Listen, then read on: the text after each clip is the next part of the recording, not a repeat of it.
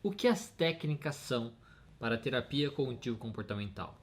Se esse é um assunto que te interessa, curta e compartilhe esse conteúdo agora mesmo. Eu acho importante começar falando que apesar de muitos enxergarem a terapia cognitivo-comportamental como uma psicoterapia baseada em técnicas, ela não é isso. Na realidade, ela é uma psicoterapia baseada no modelo cognitivo. E o modo de trabalharmos com o modelo cognitivo é através de técnicas ou estratégias. As técnicas são então ferramentas de trabalho que nós vamos utilizar dependendo da demanda que nós estamos aí tendo e lidando com o nosso paciente. Quando nós vemos a TCC como uma psicoterapia com base em técnicas, nós podemos achar que basta seguir o passo a passo dos livros que vai dar tudo certo, como se fosse uma fórmula de bolo, um material assim para seguir, ponto final. E isso não será verdade para muitos casos. Em muitos momentos nós temos que adaptar a estrutura da TCC e as técnicas não fogem disso. Dependendo do caso que nós estamos trabalhando, nós vamos precisar adaptar a aplicação de cada técnica para obtermos o resultado esperado ou um resultado satisfatório. Cada caso é único e as técnicas precisam ser adaptadas para cada caso. Isso é o que a gente chama de flexibilidade cognitiva.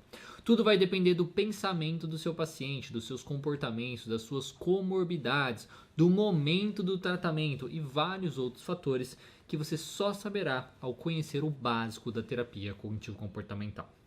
Conhecendo os fundamentos da TCC, que é o modelo cognitivo, e a terapia cognitiva expansora do indivíduo, o TCI, a gente consegue entender cada caso e adaptar sempre que necessário. Dito isso, conhecer o objetivo de cada técnica é essencial para as adaptações necessárias. A principal técnica da terapia cognitivo-comportamental que nós utilizamos e que muitos nem consideram uma técnica é o questionamento socrático.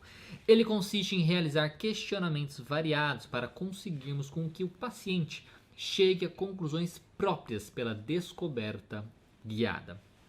Como exemplo, nós temos os questionamentos para ajudar na descatastrofização, os questionamentos de vantagens e desvantagens de um pensamento ou comportamento e a busca de evidências. Esses são alguns exemplos de questionamentos. Para ajudarmos um paciente com pensamentos catastróficos, por exemplo, nós podemos realizar perguntas como: o que de pior pode acontecer se o seu pensamento disfuncional for verdadeiro? Você conseguiria superar isso? O que é o melhor que poderia acontecer?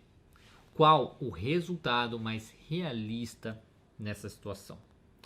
Na tomada de decisão ou na busca de uma maior motivação para a mudança, questionamentos a respeito das vantagens e das desvantagens de cada comportamento ou modo de pensar pode ajudar bastante também aí no processo de terapia. Aqui nós vamos também investigar cada vantagem de se manter um comportamento disfuncional e ver se conseguimos respostas alternativas para essas vantagens, que normalmente essas vantagens são o que mantém o paciente no problema.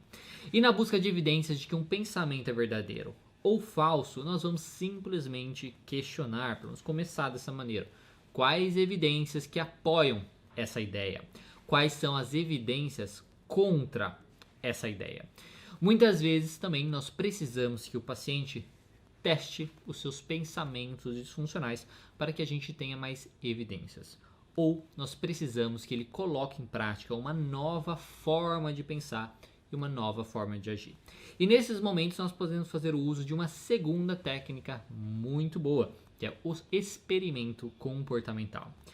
Muitas vezes nós precisamos que o paciente teste os seus pensamentos disfuncionais para que a gente tenha mais evidências através do questionamento lá de o que favorece e o que vai contra o pensamento.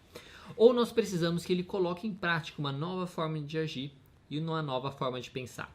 Nesses momentos nós podemos fazer o uso do experimento comportamental. Através dos experimentos comportamentais nós conseguimos ajudar o paciente a testar as suas ideias e treinar novos modos de funcionamento. Os experimentos consistem basicamente de atividades diferentes que o paciente pode fazer para desenvolver novas conclusões e se estimular em um novo modo de funcionamento. Um exemplo poderia ser estimular o paciente a falar bom dia para todas as pessoas que ele encontrar durante a próxima semana. Estimular ele a falar não para os frequentes pedidos dos colegas de trabalho ou também realizar às vezes uma nova atividade que ele nunca realizou ou voltar a realizar uma atividade antiga. Tudo isso pode ajudar ele a saber se os seus pensamentos relacionados são exagerados ou não e se os seus novos comportamentos beneficiam ele ou não beneficiam ele. E com isso nós conseguimos evidências para reforçar os nossos questionamentos, as nossas conclusões e reforçar a mudança comportamental.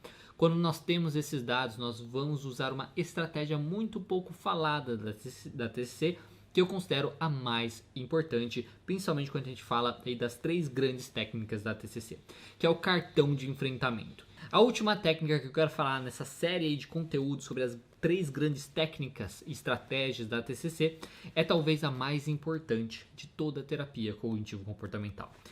Eu estou falando do cartão de enfrentamento. Se você nunca ouviu falar do cartão de enfrentamento, basicamente ele é uma mensagem que o paciente escreve para o seu eu do futuro. Infelizmente, a nossa memória não funciona tão bem como nós gostaríamos. Isso é mais do que provado pela ciência. Nós temos muita dificuldade de lembrar de informações relevantes quando nós precisamos e de recordar o nosso estado emocional anterior. Isso já acontece naturalmente com todas as pessoas. Quando nós falamos ainda de pessoas que estão passando por um sofrimento emocional significativo, essa lembrança fica ainda mais difícil, já que as funções cognitivas são bem afetadas quando nós estamos deprimidos ou quando nós estamos ansiosos, qualquer forma de angústia. O cartão de enfrentamento é então um lembrete de um paciente que está em um estado mental mais tranquilo e com uma percepção mais aguçada para uma versão dele que está em crise ou tomado por pensamentos disfuncionais. Toda vez então que nós temos uma conclusão sobre um pensamento ou um comportamento disfuncional ou uma informação relevante sobre um novo comportamento, nós vamos montar então um cartão de enfrentamento. Nós temos que lembrar que o paciente passou todos os anos da vida dele até então desenvolvendo e fortalecendo crenças disfuncionais sobre ele mesmo, sobre o mundo e sobre o futuro. Por conta disso, a sua mente, de forma automática, busca constantemente lembrá-lo de que ele não é capaz, que ele é um bosta, que as pessoas não o amam e que o mundo é um lugar perigoso. Então, nós precisamos de forma ativa atacar esse funcionamento automatizado. E o cartão de enfrentamento é o meio de nós fazermos isso. E aí, o que você achou desse conteúdo? Deixa pra mim aqui abaixo. Curta esse conteúdo também e mande o seu comentário e compartilhe aí com quem é da área e gostaria de saber mais sobre isso, sobre esse assunto. Muito obrigado e até a próxima.